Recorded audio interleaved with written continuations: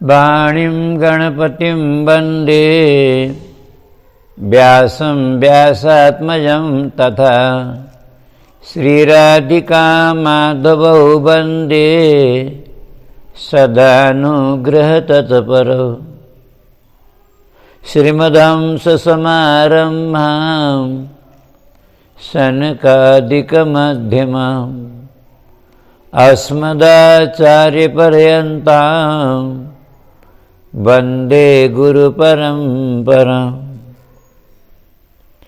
आदरणीय भक्त सज्जन वृंद, जय श्री राधे, जय श्री कृष्ण, सादर नमन। आउनुहोस् अब आजको हाम्रो यो दिव्य सत्संग कार्यक्रमलाई हामी प्रारम्भ गरौँ। पूर्व प्रसङ्गमा हामी चर्चा गर्दै थियौँ। आज अक्रूरजीले भगवान श्री कृष्ण बलरामलाई लिएर मथुरा पुग्नुभयो। ग्वालवालहरू भगवानलाई देखेर रमाए, किनकि पुग्न त पहिल्यै पुगेका थिए, तर भगवानको दर्शन बिना उदास थिए। भगवान रथबाट उत्रनुभयो, मथुराको सीमामै भन्नुभयो, काका अब हजुर पाल्नुहोस् र मेरो मामाश्रीलाई खबर गरिदिनुहोस्, हामी मथुराका सीमाभित्र पसिसकेका छौँ धनुष यज्ञ दर्शन गर्नको लागि। एउटा कुरा यो पनि भनिदिनु होला मेरो मामाजीलाई, मलाई मार्नको लागि जति सक्नुहुन्छ षड्यन्त्र गर्नमा कोही बाँकी नराख्नु। कतै फेरि मरिसकेपछि पनि पछि पछुतो नहोस्, थैय यो गर्न बाँकी रहो, यसो गरेको भए हुन्थ्यो कि भनेर मनमा कोही कमी नरहोस्। हजुरले चिन्ता नगर्नुहोस्, हजुर पाल्नुहोस्। अक्रूरजी भगवानलाई छोडेर एक्लै अगाडि बढ्नै सक्नुहुन्न। हजुरलाई यहाँ तक ल्याएर फेरि म एक्लै अगाडि जाउँ कसरी? नाहम भवद्भ्याम रहित प्रवेक्ष्ये मथुराम प्रभु।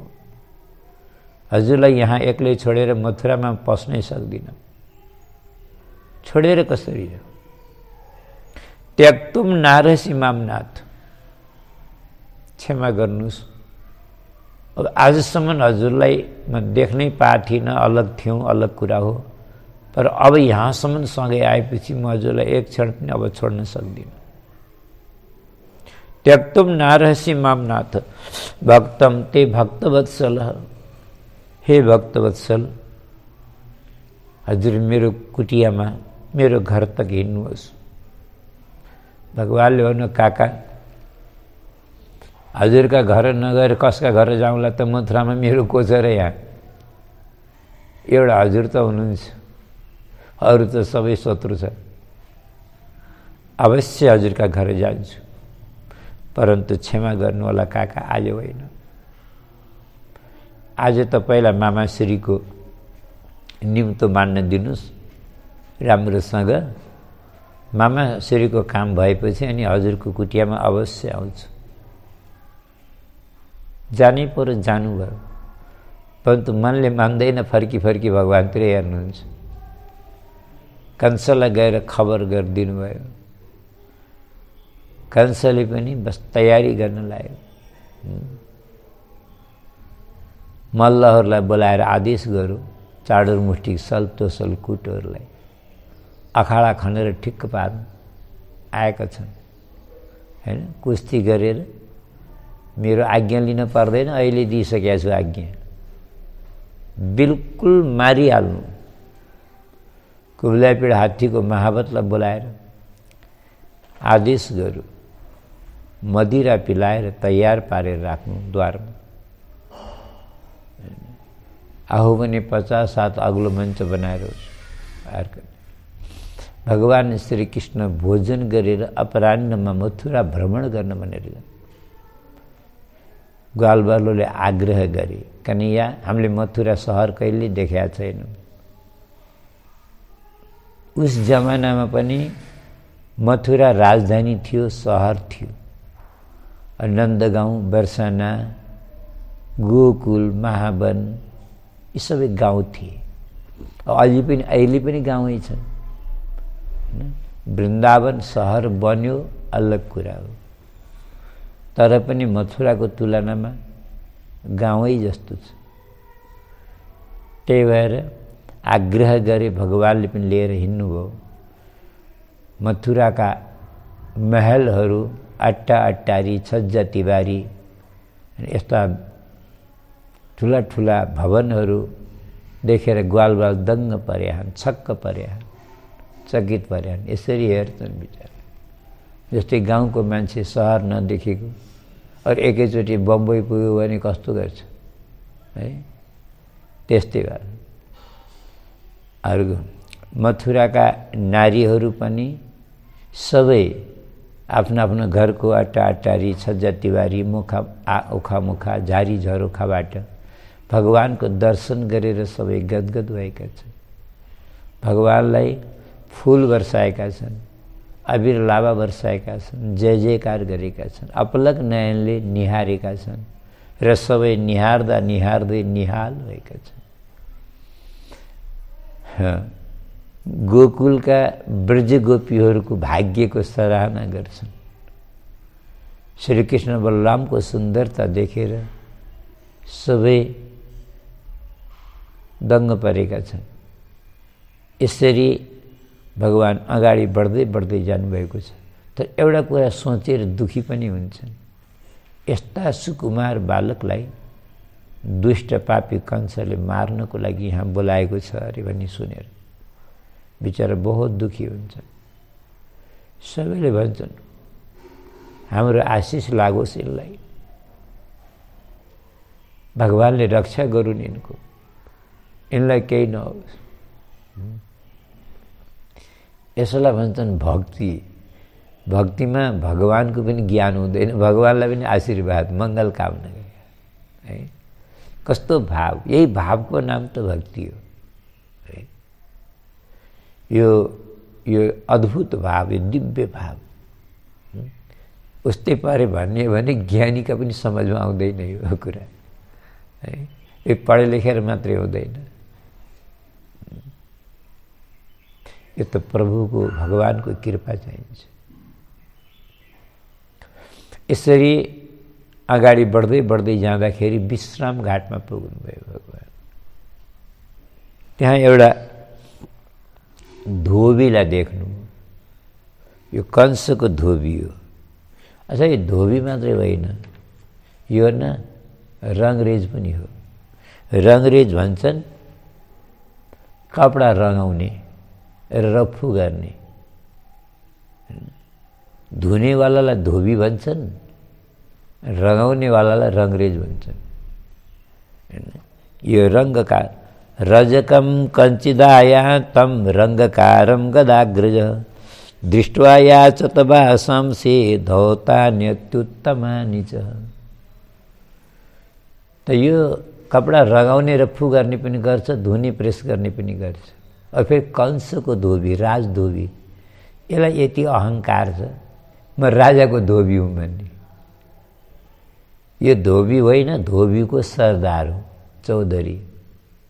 धोबी त यसका पछाडि सैकडौँ त्यो धोएका कपडाको गठरी बनाएर आफ्नो टाउकोमा राखेर बोकेर पछि पछि हिँडे।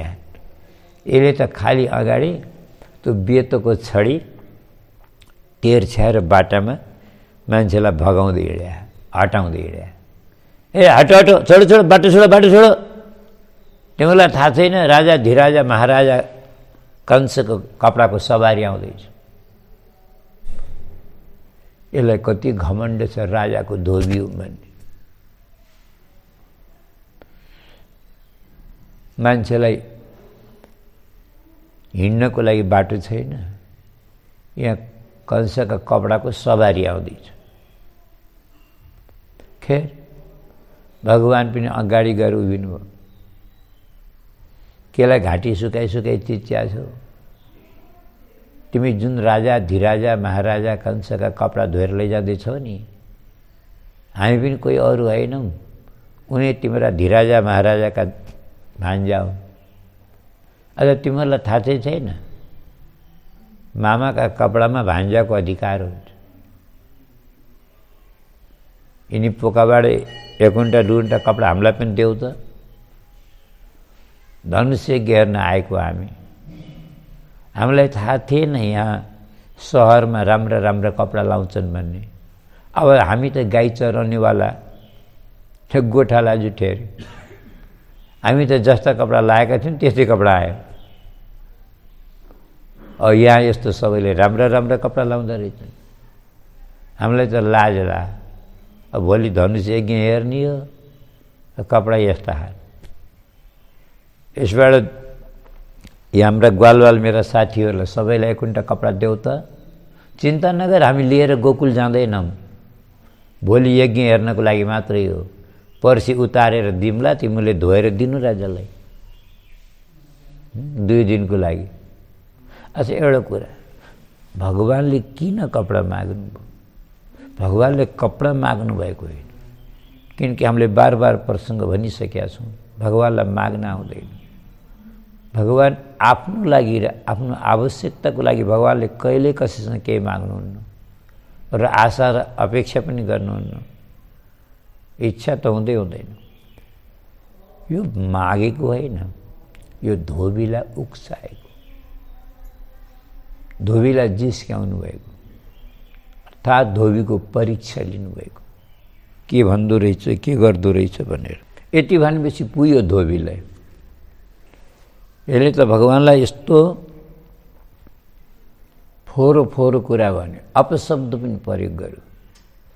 भगवानलाई त जे मुख आयो त्यही भनिदियो। यहाँसम्म भन्न भ्यायो, गाई चराउने गोठाला हो, यस्ता कपडा तिमीहरूले कहिले सपना पनि देखाएको थियौ? ईदृशान नेव वासांसी नित्यम गिरी बनेचर अरे। भगवानलाई बनेचर बनेचर शब्द प्रयोग गर्यो। तिमीहरू त बनेचर हो, जङ्गलमा गाई चराउनेवाला गोठाला, जङ्गली। यस्ता राजाले लगाउने कपडा तिमीहरूले सपना पनि कहिले देखाएको थियौ? अहिले 1 झापट लगाइदिउँला र ऊ छिटिएर जाउला गोकुलमा। भगवानले पनि अगाडि सरेर भन्नुभयो, ठिक छ, तँलाई जति बोल्न मन लाग्छ बोल, फेरि पछि मरिसकेपछि बोल्न पनि पाइन भन्लास्, तेरो धोको रहला। म राम होइन के? त्यो यो अवतारमा पनि तेरो सबै गाली सहन गरौँ, जति सहन गर्न थियो पूर्वै अवतारमा गरेँ। उही धोबी हो जसले रामजीलाई लान्छन लगाएको थियो। रामो नाहम भजे पुन। रावणले हरण गरेकी सीता स्याहार्ने राम जस्तो होइन म, आफ्नी पत्नीलाई गाली गरेको। यही दुष्टका यिनै वचनलाई सुनेर भगवान श्रीरामले आफ्नी पवित्र सीता माताको त्याग गर्नु हो। त्यो पनि कहाँ? हेर्नु त, चितवनको जङ्गल, त्रिवेणीमा गएकाले देख्नुभयो होला कस्तो जङ्गल छ। सीता माताको मन्दिर छ। अहिले पनि दिउँसा मान्छे एक्लै जान डराउँछ। हिंस्रक जन्तुहरू जानवरहरू हुने त्यस्ता जङ्गल झाडीमा ल्याएर भगवानले छोडेर जानुभयो सीताजीलाई। त्यो त वाल्मीकि ऋषिको नजर पर्यो, आश्रममा आश्रय पाउनुभयो, अलग कुरा हो। अन्यथा कल्पना गरौँ के हुँदो। त्यही भएर भगवान भन्नुहुन्छ दुष्ट, त्यो रामावतारको बदला पनि लिन छ तसित, हिसाब किताब बाँकी छ। अगाडि बढेर यसको कठालामा समात्नु भयो और 1 झापट यसका कनपट्टिमा दिनुभयो। बिचराको टाउको त शरीरबाट उछिट्टिएर 50 हात पर गएर खस्यो। नोकर चाकरले भने यो कस्तो चाँटा हो, यो जादु हो कि चाँटा हो? एउटै चाँटामा टाउकै अलग, त्यो पनि 50 हात टाढा गएर। यस्तासित को लडोस्? सबले पोका फाल्दै भाग्दै गरे। ज्यान बचे त लाखौं पाए, बिना कारण ज्यान कौन गुमाए भन्छन् नि त। त्यस्तै भयो। भगवान्ले भन्नु ग्वालवालो यो पनि बढिया भयो, खोज्न परेन कसैको। उठाऊ पोका, सिङ्गे पोका बोके पनि पुग्छ। ग्वालवालोले कपडा खोलेर हेरे तर केही कामका छैनन्।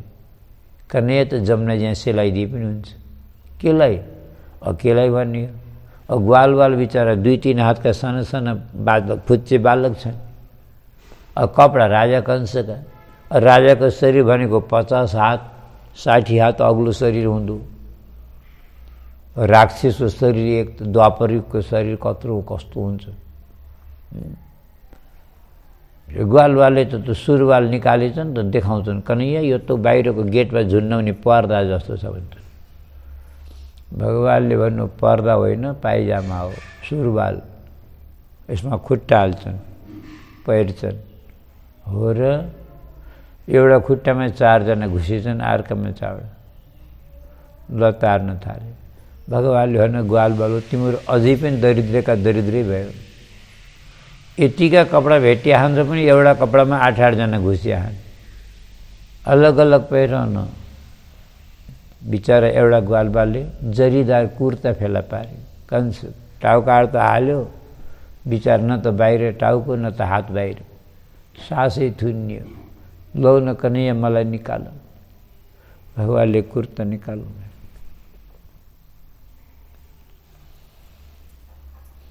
भगवान्ले भने चिन्ता नगर, लिएर हिँडो, काम आउँछ। अगाडि दर्जी थियो। गएर भगवान्ले मास्टरजी राम राम नमस्कार। अच्छा एउटा कुरा बताऊँ, भगवान्को बानी सानोभन्दा सानो प्राणीसँग भगवान्ले आदरपूर्वक, सम्मानपूर्वक, प्रेमपूर्वक बोल्नुहुन्छ, व्यवहार गर्नुहुन्छ। कसैलाई पनि सानो भनेर हेला गर्नुहुन्न, तिरस्कार गर्नुहुन्न। यही स्वभावले त, यो स्वभाव के हो, यो त जादु जस्तो छ। दुनियाँलाई आफ्नो बनाउनुहुन्छ, मान्छे सब प्रभावित हुन्छ। राम राम हजुर, के सेवा गरौँ? कपडा थियो छाँटकाट गर्ने, अलिकता सकिन्छ कि नै? हजुर मेरो त कामै यही हो, केलाई नसक्ने हो? यो पनि कंसकै दर्जी हो, यसको पनि कमी छैन, ठुलो दरबार छ। यसका त 50-100 नोकर चाकर छन् काम गर्ने। यो त तिनीहरूको मालिक हो। त्यही पनि कृष्ण बलरामको नाप आफै लिएको छ। अरू ग्वालवालको त नोकर चाकरलाई भइदियो, सेवा गर। कृष्ण बलरामको नाप आफै ल्या। अच्छा एउटा नापलाई नै 10-10 बार लिन्छ, घुमाई फर्काइ लिन्छ। केलाई? कमसेकम यही बहानाले भगवान्लाई अँगालो मार्न पाछ।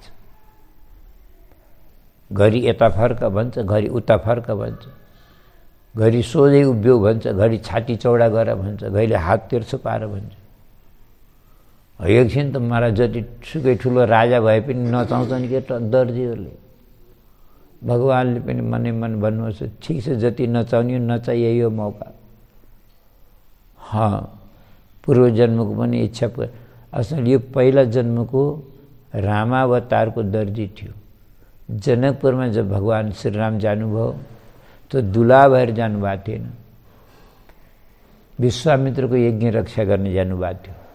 उतैबाट जनकपुर जानुभयो, धनुष भङ्ग भयो, स्वयंवर पनि भयो, अब विवाह हुन बाँकी छ। अब दुलाका कपडा त स्याउनै पर्यो, त यही दर्जीले स्याएको थियो। र भगवानको सुन्दरता देखेर मनै मनै इच्छा गर्यो, आफ्नो हातले पहिराउनु पा मेरो जीवन धन्य हुने थियो। परन्तु मर्यादा पुरुषोत्तम भएको हुनाले छुन पनि पाएन, छुने पनि आज्ञा थिएन। पहिराउनु भगवानले मनै मन वरदान दिनुभयो, चिन्ता नगर, अर्को अवतार लिएर आउँछु, तेरो इच्छा पुरा गर्छु। त्यही भएर आज मनै मन भन्नुहुन्छ, पूर्व जन्मको पनि इच्छा पुरा गर, जे गर्ने हो गर। आफ्नै हातले कपडा पहिराएर भगवानले वरदान दिनुभयो, मुक्तिको वरदान। त्यसपछि सुदाम्ना नामको मालीका बगैँचामा पुगेर भगवानले यसका हातबाट सुन्दर हार पहिर्नुभयो, यसलाई भक्तिको वरदान दिनुभयो। त्यसपछि अगाडि जाँदा ग्वालवाल कन्या अरू त सबै कुरा भयो, एउटा कुरा कमी छ, त के? चन्दन बिना निधार खाली भयो, सुन्नुभयो, शोभा दिएन। अब सबै श्रृङ्गार भयो, निधार खाली भयो। आजभोलि त खेर सबैकै खाली हुन्छ भन्न पनि हुँदैन यो कुरा, तर पहिला जमानामा जमानाको कुरा हो। खाली निधार कसैको देखियो भने मान्छेले यात्रा क्यान्सल गर्थ्यो, अशुभ भयो भनेर, अमङ्गल ठान्थ्यो। त्यस्तो पनि समय जमाना थियो। यी त गाई चराउनेवाला ग्वाला हुन् नि, हेर्नु त, त्यो पनि 10-12 वर्षका बच्चा हुन्।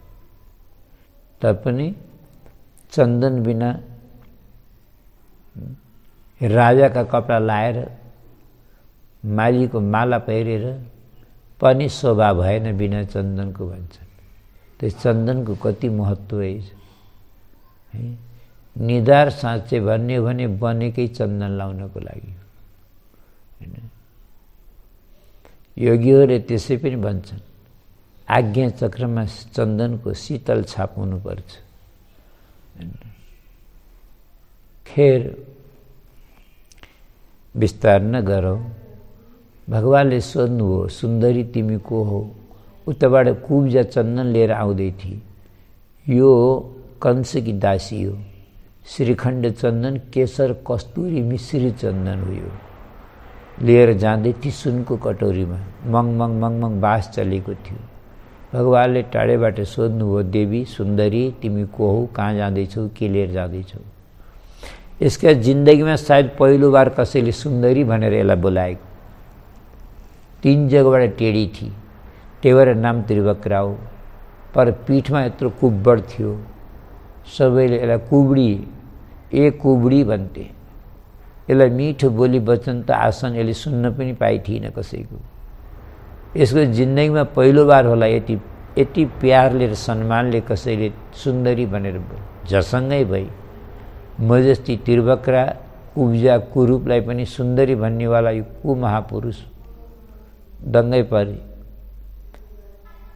माथि फर्केर हेरी अनुहार भगवानको, आहा अद्भुत, बलिहार भई हात जोडेर भन्छे, दास्यास्म्यहं सुन्दर कंस सम्मता त्रिवक्र नामायनुलेप करमणि।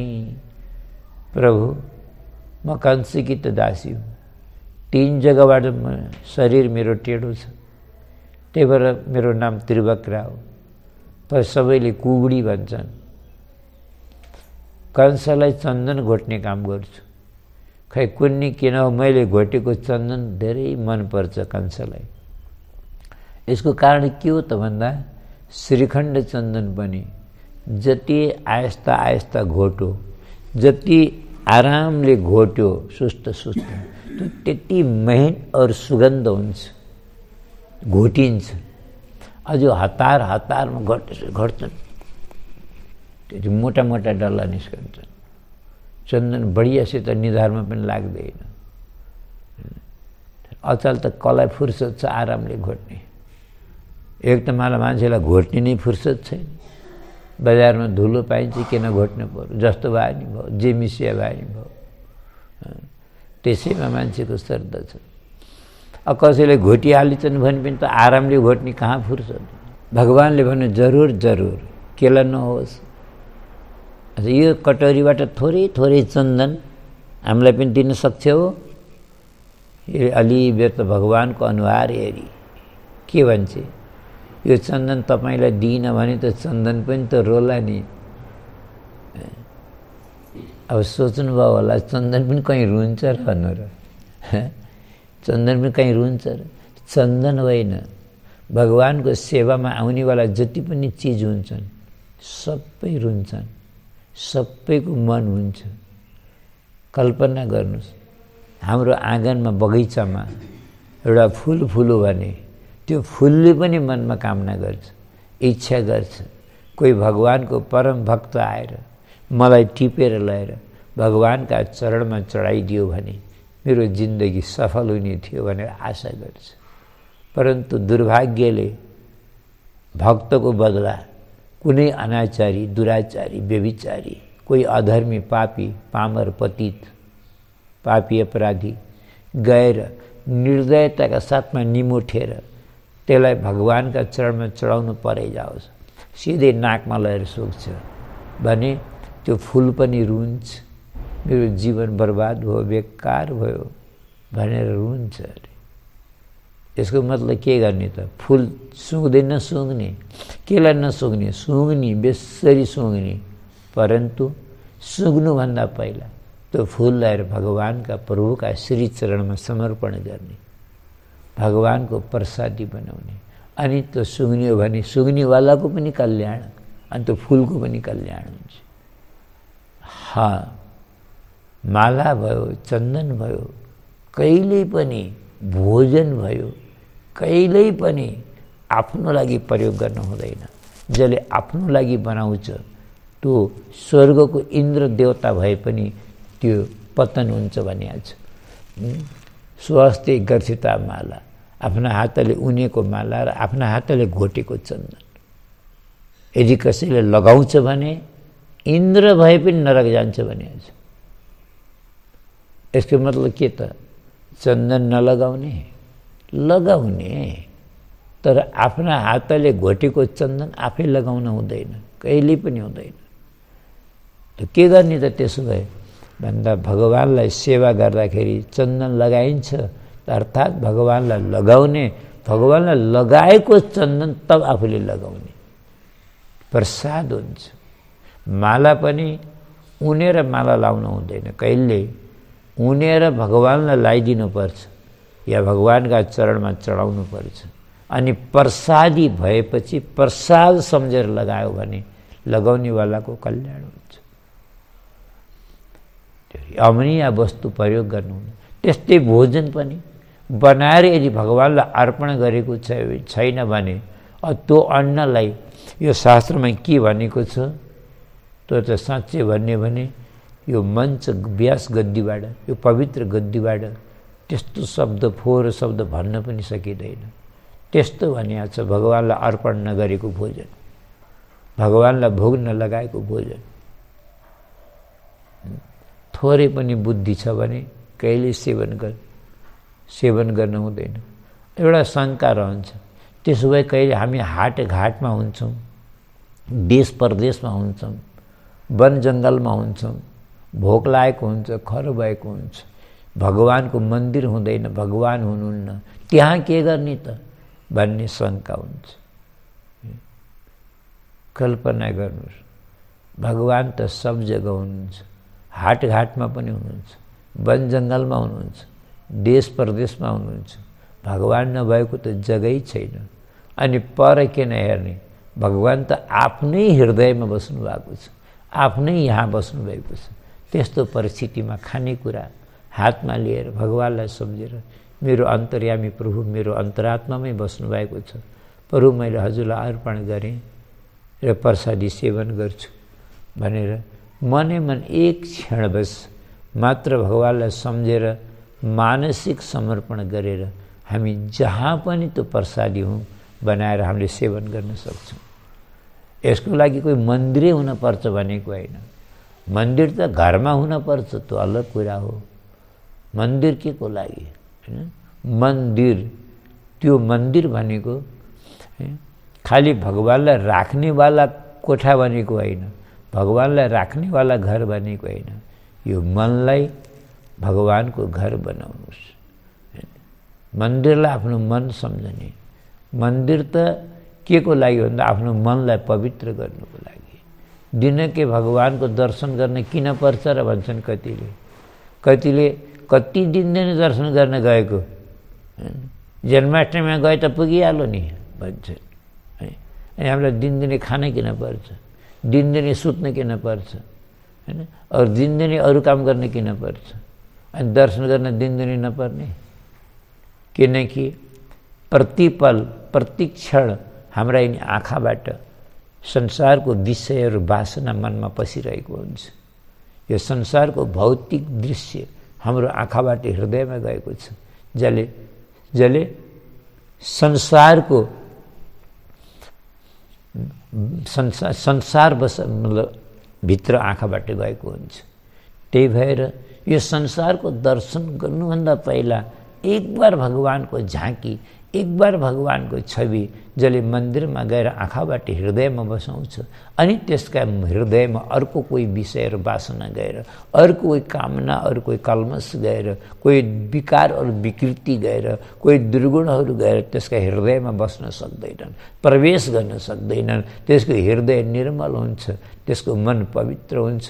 त्यही भएर संसारको दर्शन गर्नुभन्दा पहिला एक बार भगवानको मङ्गलमय मूर्तिको दर्शन गरेर भगवानको दिव्य तो बाँकी छाँकीलाई आफ्नो हृदयमा बसाउनुपर्छ। त्यही भएर भगवानको दिनैकै पहिलो दर्शन भगवानकै हुनुपर्छ।